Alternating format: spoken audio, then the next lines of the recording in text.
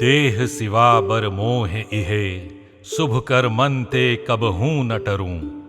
न डरूं अरि से जब जाई लरूं, निश्चय करी अपनी जीत करूं। जब आओ की औध निदान बने, अति ही रन में तब जूझ मरूं।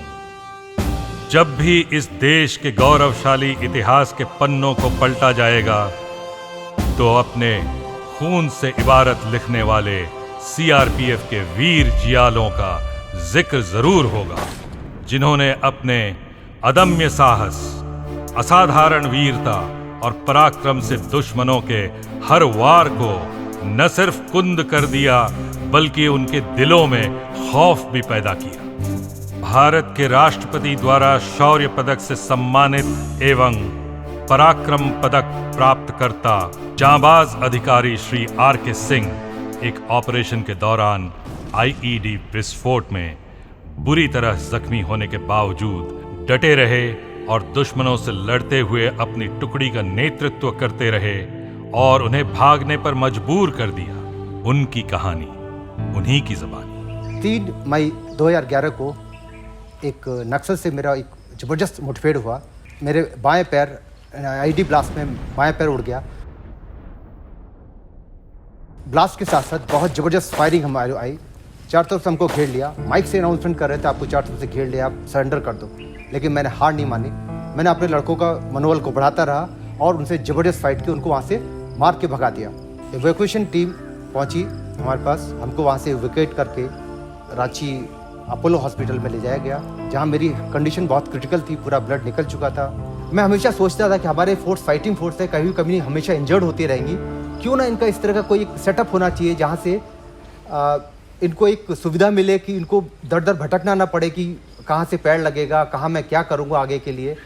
तो इस चीज़ को मैं बहुत पहले सोचता था, इस तरह का क्यों नहीं ऑर्गेनाइजेशन में, क्यों नहीं आर्मी में जब इस तरह का है तो हमारे यहाँ क्यों नहीं है। वो सपना अब के मेरा साकार हुआ। यहाँ पर एक NCD जो सेंटर है, नेशनल सेंटर फॉर दिव्यांग एम्पावरमेंट, इसलिए बनाया गया कि यहाँ कुछ ना कुछ लड़के जो भी इंजर्ड हो वो यहाँ पर आएँ।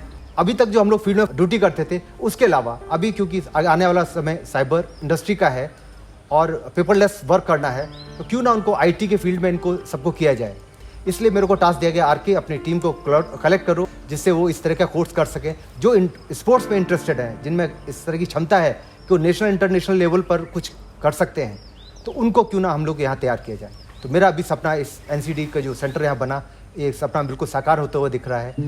वीरता पदक से सम्मानित एक और दिव्यांग योद्धा SI सुशील कुमार एक ऑपरेशन के दौरान माओवादियों द्वारा बिछाई IED के विस्फोट की जद में आकर गंभीर रूप से घायल हो गए। उस घटना व उसके बाद के जीवन पर उन्होंने अपना अनुभव साझा किया। इस विभाग ने मेरे लिए बहुत माने कभी जो कल्पना भी मैं नहीं किया, वो मुझे हर समय, हर क्षण, हर वक्त मेरे तत्पर रहे। आज ये जीवन दिया हुआ मेरे विभाग का है, क्योंकि आज इतनी मेरे में पैसा लगा कि एक आम आदमी को बस की चीज़ नहीं कि इतना पैसा इन्वेस्ट करके और बच सके। आज भी मेरे शरीर में 5-6 स्प्लेंडर लोहा का टुकड़ा मौजूद है।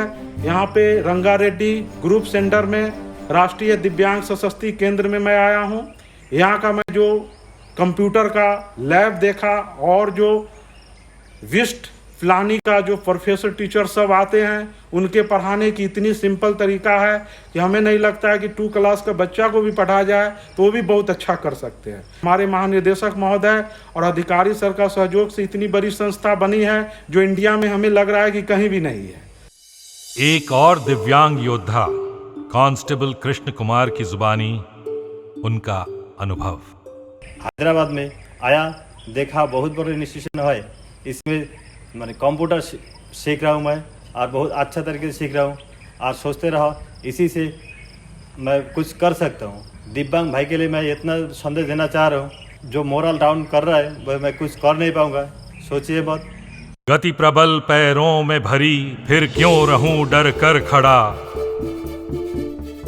जब आज मेरे सामने है रास्ता इतना बड़ा। जब तक न मंजिल पा सकूं तब तक न मुझे विराम है, चलना हमारा काम है, चलना हमारा काम है।